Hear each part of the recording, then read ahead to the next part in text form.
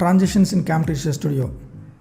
When you click on Transitions tab, you will see different types of transitions.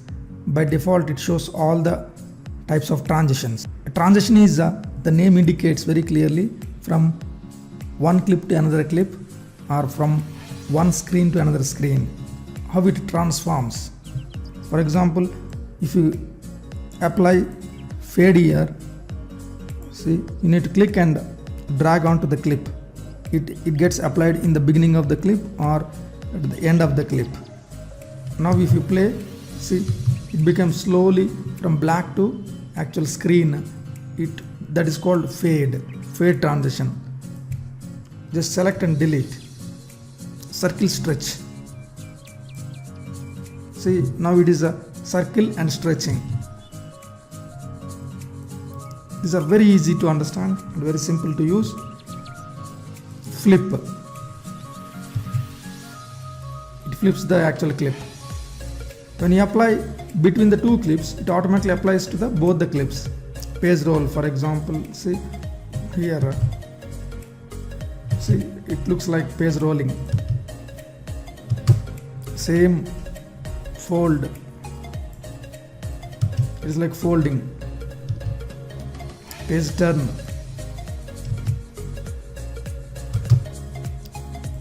You can use movement based fades. Simple fade through black means in the center it becomes black and movement. Slide left. These are movement based. Page roll. Already we have seen this. Slide right. Stretch. Yes. And objects like cube rolling. It is like object movement. Stylized, pixelate. One gets pixelated and the next one appears. Radial blur.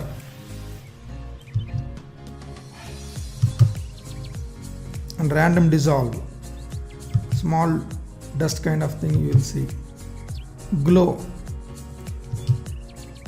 You will see a glow. And wipes.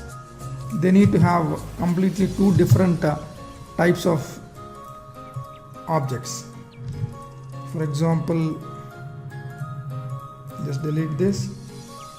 See this. They are in the same color. You don't see much difference. If they both are same in this clip and in this clip, you don't see any change. I hope you understand how to use transitions in Camtasia Studio and try to use properly in your videos.